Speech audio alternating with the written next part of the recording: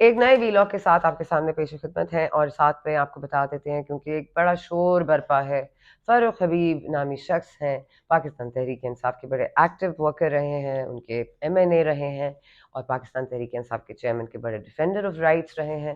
اگر آپ Twitter savvy ہیں، اگر آپ کو ٹویٹر پہ اکاؤنٹ ہے، تو آپ کو یہ ضرور پتہ ہوگا کہ وہ مسلسل 9 مئی کے بعد سے تنصیبات پر جو حملے ہوئے تھے، جو شہداء کی نشانیوں کو انہوں نے بے حرمتی سے جو ڈیمیج کیا، جو ایک بالکل ایک انتشار کی کیفیت سی کریٹ ہوئی، جو اداروں کے مد مقابل آ کے کھڑے ہو گئے، اس دن سے 9 مئی کے حوالے سے لے کر آج تک، یعنی کہ 27 ستمبر تک. پہلے ہم 27 ستمبر کی بات کرتے ہیں، ان کی آخری جو ٹویٹ آئی ہے وہ 27 ستمبر کو اپڈیٹڈ ہے.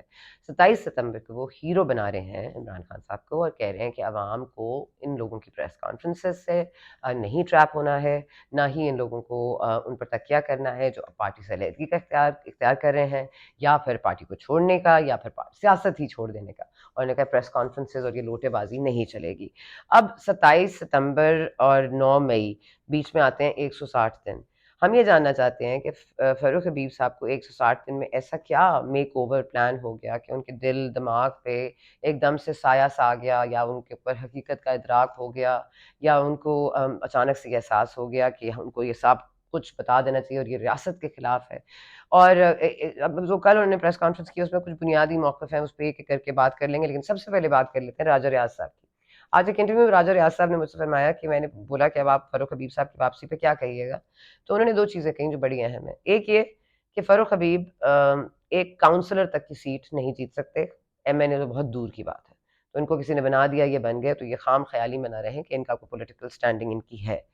In any case democratic set up میں عوامی نمائندگی کے لیے پارلیمنٹ میں لوگ آتے ہیں، ہم ان کو ووٹ دیتے ہیں. اگر یہ ووٹ مینیپولیٹ ہوئے ہیں تو وہ بھی پتہ چل جائے گا، لیکن اگر یہ ان کو ایک عزت کے ساتھ کے آئے ہیں، عوام کے مینڈیٹ کے ساتھ آئے ہیں، تو پھر ہمیں کوئی اعتراض نہیں ہونا چاہیے. We can have difference of opinion, but ان پر اعتراض نہیں ہونا چاہیے. لیکن the second thing that he said which is very important، راجہ ریاض صاحب نے کہا کہ یہ 9 مئی کے جو حملے ہیں، جو سانحہ ہے، اس میں ایکٹیولی انوالوڈ ہیں. نہ صرف یہ کہ ڈیفینڈر ہیں، بلکہ انہوں نے بالکل مذمت تو کی انہوں نے، لیکن ظاہر ہے اس نیت سے نہیں کی. اور یہ بھی کہا کہ ایک JIT بنانی چاہیے، اور یہ ایک خان صاحب کو سازش ہے، خان صاحب کے خلاف کوئی سازش رچا رہے ہیں. اور یہ 27 ستمبر تک ان کا پوائنٹ آف ویو یہ تھا. 27 ستمبر کے بعد یہ غائب ہوئے، اور پھر اچانک ایک پریس کانفرنس میں نمودار ہوئے. اون چودھری صاحب بھی ساتھ بیٹھے ہوئے تھے. استحکام پاکستان میں آپ کو پتہ ہے فیاض الحسن چوہان صاحب پاکستان تحریک انصاف چھوڑ کے جا چکے ہیں. وہ بھی بار بار 3 سوال پوچھتے ہیں جس کا جواب کسی پریس کانفرنس میں نہیں آیا ہے، لیکن آپ کو سیدھا سیدھا بتا دیتے ہیں کہ وہ کیا بات ہے. وہ 3 سوال وہ جو فیاض الحسن چوہان صاحب پوچھتے ہیں، وہ یہ پوچھتے ہیں کہ جب عمران خان صاحب کو بیل مل گئی، جب وہ جیل سے واپس باہر آ گئے، تو انہوں نے 12 مئی کو ایک میٹنگ کال کی، زوم میٹنگ، جس میں یہ ان کے عاطف خان، محمود خان، فیاض الحسن چوہان صاحب، فاروق حبیب صاحب اور دیگر لوگ شامل تھے. اور ان کی ایک زوم میٹنگ ہوئی جس میں 3 چیزیں ڈسکس ہوئی. خان صاحب نے کہا نمبر 1، کسی نے 9 مئی کی تنصیبات پر حملے کے حوالے سے کوئی مذمتی بیان نہیں دینا. نمبر 2، کہ ہم نے بوٹوں والوں کو، ادارے کو بوٹے والے کہہ رہے ہیں کہ ہم نے ان کو اب کٹ ٹو سائز کر دیا، اب یہ بیک فٹ پہ ہو گئے ہیں، تو اب ان سے ڈرنے کی ضرورت نہیں ہے. اور تیسری بات انہوں نے کہی اسپیسیفکلی ٹو محمود خان اور عاطف خان صاحب بھی کو مخاطب کر کے، اب یہ فیاض الحسن چوہان صاحب کہہ رہے ہیں، میں ان کی بات کو آپ تک پہنچا رہی ہوں، نہ مجھے اس کی تصدیق ہے، نہ میں اس کی تردید کر سکتی ہوں. فیاض الحسن چوہان صاحب نے یہ بات 3 دفعہ کہی ہے، اس لیے میں نے سوچا کہ ایک دفعہ میں بھی کہہ دیتی ہوں. تو وہ کہتے ہیں کہ ان کو یہ ٹاسک دیا گیا کہ JUIFA کے جہاں جہاں جلسے ہوں گے، وہاں جا کے انہوں نے اس طرح کے پروسیشنز کرنے ہیں. کبھی کوئی انتشار کی کیفیت بھی پیدا ہو سکتی ہے، اور آپ کو پتہ ہے پھر وہ جو ان کی ذہن سازی ہے جوانوں کی، وہ کس حد تک جا سکتے ہیں.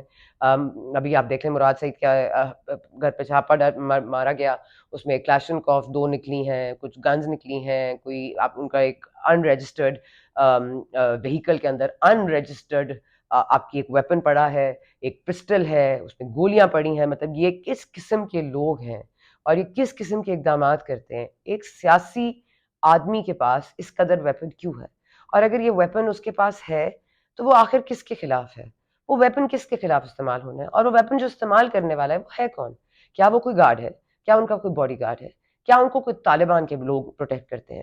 یہ سوالات کا جواب جاننا ضروری ہو گیا ہے، کیونکہ یہ نہیں ہو سکتا کہ کوئی ہمیں بتائے کہ 9 مئی کے حوالے سے زیرو ٹالرنس ہے، جو اس میں بیٹر ہے یا کوئی کسی نے اس کو فیسیلیٹیٹ کیا ہے، سہولت کاری کی ہے، کوئی بھی مدد فراہم کیا ہے، کوئی بھی چیز کی ہے، ان کے ساتھ زیرو ٹالرنس ہوگی. یہ آئی ایس پی آر کا بڑا واضح بیان تھا 9 مئی کے بعد، اور یہ کور کمانڈر کانفرنس ہوئی تھی، فارمیشن کمانڈرز کانفرنس ہوئی تھی، جس میں بات بڑی کلیئرلی آئیڈینٹیفائی ہو گئی تھی کہ زیرو ٹالرنس ہے for anything like this. So آپ کو یہ بات پتا ہے، لیکن اچانک سے یہ ہوتا ہے مراد راز صاحب کا جیو فینسنگ میں نام آتا ہے، اور مراد راز صاحب کو میں اپنے پروگرام میں بہت دفعہ لے چکی ہوں اس کے بعد، and I have great respect for ہم، لیکن ان کا جیو فینسنگ میں نام تھا. اب اس کے بعد وہ استحکام پاکستان میں چلے گئے، تو انہوں نے کہا یہ جھوٹی ایف آئی آر تھی، یا جھوٹا کیس تھا، یا جھوٹا مقدمہ بنایا جا رہا تھا، حالانکہ ان کا نام نہیں تھا، اٹ واز کنفیوژن. تو چلیں ہم مان لیتے ہیں، لیکن کیا مراد راز کے کنفیوژن تو چلیں سیٹ اسائڈ، آپ یہ مان سکتے ہیں کہ ڈار صاحب کو اچانک سے چینج آف ہارٹ ہو گیا، وہ اچانک سے کامران شاہد کے گھر پہ نمودار ہوئے اور کہنے کہ میں تو اپنے دوست کے ساتھ چلا گیا تھا. I mean it's too difficult to buy. اس کے بعد ظاہر ہے کہ اب آ جاتے ہیں ذرا فاروق حبیب صاحب کے اوپر، کیونکہ ہم صداقت عباسی کے اوپر نہیں جاتے، کیونکہ ان کے ساتھ ہو چکی ہے جو ہونی تھی. اور میرا خیال ہے یہ بہت مشکل مرحلہ ہوتا ہے کسی کے لیے بھی. So all my sympathies and whatever, but you know انسان کو صحیح اور غلط کا فیصلہ خود کر لینا چاہیے بغیر کسی پریشر کے. لیکن اب سیدھا سیدھا نکات ہیں. ذرا ایک پوائنٹ انہوں نے کہا کہ میں 9 مئی کے دن دوا کھا کے سویا ہوا تھا، میری بیوی نے مجھے اٹھایا اور اس نے کہا سنو سنو خان صاحب اریسٹ ہو گئے ہیں. یہ گولی کھا کے سو رہے تھے 9 مئی کے دن، اور وہاں عمران خان صاحب گرفتار ہوئے ہیں، ایک طوفان بدتمیزی پھیلا ہوا ہے، انٹرنیٹ بلاکیجز ہو رہی ہیں، لوگ پروسیشنز نکال کے ادھر ادھر جا رہے ہیں، اور یہ سب کچھ ہو رہا ہے، اور ہم یہ سمجھیں کہ نہیں یہ تو ایسے ہی ہو رہا تھا، یہ تو بس میں تو سو رہا تھا، میرا تو کچھ لینا دینا نہیں تھا. تو یہ اٹس ہارڈ ٹو بائی. اور پھر انہوں نے کہا کہ ہم چین کی نیند اس لیے سوتے ہیں کیونکہ ہمارے جو ادارے ہیں، ہماری جو فوج ہے، وہ ہماری سرحدوں کی حفاظت کر رہی ہے. اب یہ فوج جو سرحدوں کی حفاظت کر رہی ہے یہ ہمیں بھی پتہ ہے، اور ہم چین کی نیند سوتے ہیں، وہ چین کی نیند سوتے ہیں اور گولی کھا کے بھی سوتے ہیں. تو اب کیسے سوتے ہیں یہ آپ پہ چھوڑ دیتے ہیں. لیکن ساتھ بات کر لیتے ہیں کہ قائد اعظم کا جو پاکستان تھا، جو انہوں نے امیجن کیا تھا، انویژن کیا تھا، وہ قائد اعظم کے پاکستان نہیں بنانا چاہتے تھے خان صاحب، اس لیے انہوں نے رستے علیحدہ کر لیے. ان کو اب سمجھ آ گئی ہے کہ خان صاحب قائد اعظم کا پاکستان نہیں بنانے لگے. تو یہ 11 ستمبر کو آپ کو پتہ ہی ہے کہ قائد اعظم صاحب کی برسی ہوتی ہے، مطلب ان کی اب ڈیٹ گزر گئی، 11 ستمبر کو ہوتی ہے. تو میرا خیال ہے ان کو یاد کرنے کے لیے انہوں نے 27 ستمبر تک خاموشی اختیار کی. پھر ان کو اچانک سے قائد اعظم کو انہوں نے سوچا کہ ان کے برتھ ڈے منتھ ہے، چلو اس کے بعد والے منتھ میں قائد اعظم کے پاکستان کی بات کر لیتا ہوں. چلیں جی یہ ختم ہو گیا. پھر انہوں نے کہا جی commitment, I am committed to Pakistan. بہت اچھی بات ہے، politicians should be committed to Pakistan, and ان کی عوام، ان کی کمٹمنٹ انہی کے ساتھ ہونی چاہیے. لیکن پوائنٹ یہ ہے کہ یہ جو کمٹمنٹ ہوتی ہے یہ تو سیاستدانوں سے ہم کہہ سکتے ہیں، لیکن سیاستدانوں کے ساتھ جو کمٹمنٹ ہونی چاہیے اور اداروں کی، اور جو لوگ ان کے ساتھ کام کرتے ہیں، کیا وہ ان کو وہ رسپیکٹ دیتے ہیں؟ کیا وہ ان کو عوام کے مینڈیٹ رکھنے کا حق دیتے ہیں؟ کیا یہ ٹرینڈ نہیں چل گیا کہ آپ کسی بھی سیاستدان کو چور، ڈاکو، قاتل، سہولت کار، سازش کرنے والا، یہ اس طرح کی باتیں سوٹ کرتی ہیں؟ کیا ہمیں اس طرح کی گفتگو کرنی چاہیے؟ کیا سیاستدان اسی لیے رہ گیا کہ اس کے اوپر کیچڑ اچھالا جائے؟ Let's have some respect. سیاستدان بڑی سیاست کرتے ہیں، وہ کسی 2 نمبری سے نہیں آتے. جو مرضی دھاندلی ہو گئی ہو نہیں ہو گئی ہو، ایک حلقے میں سرو کرتے ہیں، کوئی نہ کوئی پوزیشن مینٹین کرتے ہیں، کسی نہ کسی کا ووٹ تو ان کو ملتا ہے. تو let's try and respect that a little bit also. I am not saying that about everyone, لیکن کم از کم کچھ لوگوں کے بارے میں ہمیں ضرور خیال کرنا چاہیے. جو بھی پارلیمنٹیرین ہے اس کو عوام کا ووٹ دیا گیا ہے، وہ آپ کے سامنے ہے، ریپرزینٹ کر رہا ہے، آپ اس کے حوالے سے کچھ نہیں کہہ سکتے، نہ آپ کو کہنا چاہیے. اور یہ ٹرینڈ بہت زیادہ پھیل رہا ہے، اس لیے اس کو روکنا چاہیے. اس کے بعد جناب انہوں نے جو بڑی انٹرسٹنگ بات کی ہے وہ یہ کہ مجھے روحانی لیڈرز ملے، روحانی شخصیات ملی، اور انہوں نے مجھے کہا دیکھو یہ تمہارے لیے بہتر نہیں ہے، یہ بہتر ہے کہ تم پاکستان تحریک انصاف چھوڑ دو. اور ان کا بیانیہ جو ہے وہ وائلنس ہے، وہ ہیٹرڈ ہے، وہ اداروں کو، ریاست کو نقصان پہنچانا ہے. میں سے بھی جاننا چاہتی ہوں یہ جو روحانی شخصیات ہیں یہ 9 مئی سے لے کے 27 ستمبر تک کہاں موجود تھی؟ کیا کسی خلائی مخلوق کے پاس تھیں، خلا میں موجود تھیں، اسپیس میں گئی تھیں، چاند پہ پاؤں رکھنے گئی تھیں؟ کیونکہ یہ روحانی شخصیات پہلے بھی ایڈوائز کر سکتی تھیں، اس 160 دن میں انہوں نے کیوں نہیں ایڈوائز کیا؟ پھر جناب آ جاتی ہیں کہ اب جو انڈر ایکٹنگ کی ہے صداقت عباسی صاحب نے، اور جو تھوڑی بہت انڈر ایکٹنگ ہو گئی ہے ڈار صاحب سے، اس کے لیے اوور ایکٹنگ جو ان کی تھی بہت ہی کمال تھی ویسے فاروق خبیر صاحب کی، کیونکہ وہ اتنے جیل ہوئے ہوئے بال اور وہ ایسے ایسے شعر سنا دو اور ڈالے میں آئے ہیں، ہنسی مذاق چل رہا تھا کہ جس میں تو I am perfectly all right. I think was trying a little too hard. ہمیں تو یہی لگا. اس کے بعد ایک عجیب سی بات انہوں نے کی، بہت ہی عجیب، جس کی کوئی نہ 9 مئی سے لینا دینا ہے، نہ کسی اور چیز سے لینا دینا، نہ عمران خان سے لینا دینا ہے. لیکن انہوں نے کہا دیکھیے اگر ہماری فوج نہ ہو تو بھارت ہمیں کچا چبا جائے.